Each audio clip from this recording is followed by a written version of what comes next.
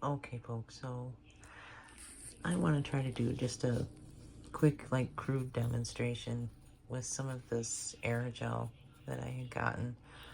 And there it is there, little pieces. And now this is the world's lightest solid, okay? And it is pretty solid. This stuff here is pretty brittle. Kind of breaks off and will break down into like a powdery dust if I keep breaking it down, but it kind of breaks apart pretty easily. You can kind of see it there. And at this stuff here, I'm telling y'all, this is something that occurred naturally somewhere in our environment. And I don't think it was from down here at ground level. Okay, I'm just going to say that. You know, a lot of these things that NASA gets a hold of and other agencies and research and development groups, when they get a hold of stuff like this and that's similar to this in nature, right? You know, just about everything that we use and we have, from plastics to rubber to you name it, most of it occurs in nature naturally, okay? And ever since I started learning a little bit about aerogel and the history of aerogel, I got to thinking to myself, where in our environment would they have come across something that would be like this, where it's lighter than air almost, but it's still a solid. And it has, you know, several different levels where, like, it can be hydrophobic.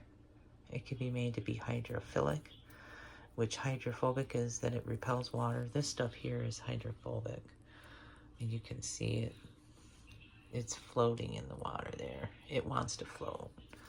But they also can make it so that it's hydrophilic, so that it absorbs. Kind of like a silicone, a silica gel.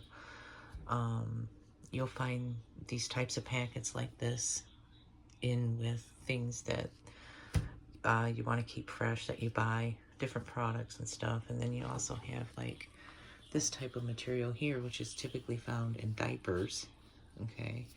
And this stuff here is hydrophilic, which means it will absorb. And I'll show you just a sample of that there. I'll stick it in there and it's going to dry that up. It's going to soak all that water up. And this is another material that I believe is similarly, derived like aerogel is. And folks, I think this came from the sky. I think not this particular thing here, but the derivative. You know what I mean? The original source of this, what they're calling aerogel, I think came from the sky. I think came from what we would call the firmament. And the reason why I say that is because when you research and you look up the process and what it takes to actually create aerogel, it is a very intense type of a process that requires a very intense amount of energy to super critical dry, I think is how it's pronounced. I don't know, I can't talk right now. Yeah, anyway, it takes a process that can only occur in natural circumstances. It could only occur with the sun.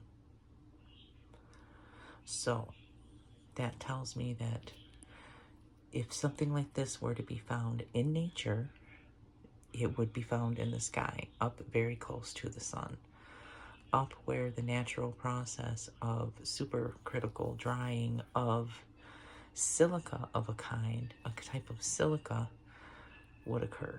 And that would be in the sky.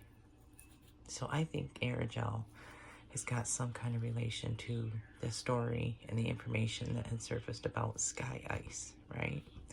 And now this type of stuff with these glass type silica stuff does occur in nature at ground level, but typically it turns out looking like these crystalline things here, or in some instances like glass, because this is kind of like a piece of natural glass here, and you can see the different layers as it was formed.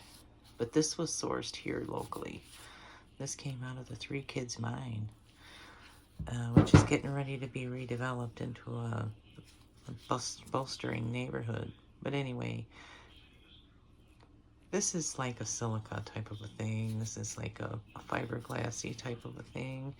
This is what kind of occurs naturally down here, you know, at ground level. And that's a kind of a cool piece of natural glass I had found and polished too. But anyway, back to the aerogel. This, I don't believe, could have occurred naturally at ground level.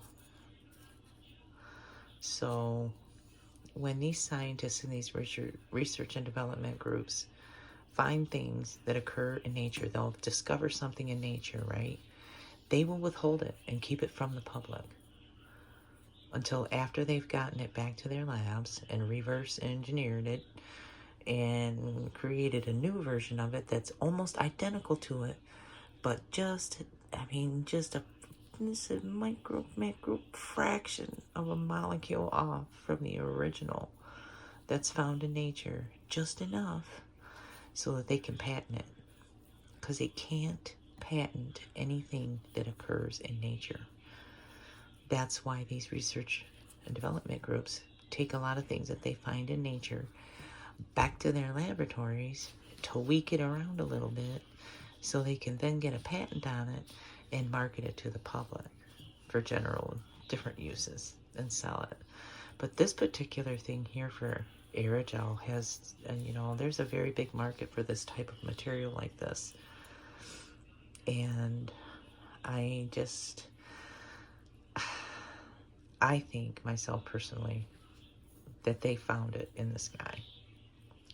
That they came across it either in the sky through a natural process that would occur with activity with the sun, or it could have very well been derived or born out of some of the nuclear tests that they did up in the upper atmosphere. You know, where they were trying to bust through the firmament. They could have very well created a supercritical drying environment and a condition that would have turned anything that might have been up there into this very porous light, the world's lightest solid, aerogel. And it's very curious to see it with like laser light bouncing off of it too, because the light, the way that it scatters light is very curious too. I don't know if that camera's gonna pick that up or not. But let me turn this light off real quick. There we go. Now you can see the light moves right through it. It is transparent. And let me get up a little bit closer so that you can kind of see the scatter, because it scatters this light from the laser in very interesting ways. So when I turn it, you can see as the light passes through, it scatters that laser light in very curious ways.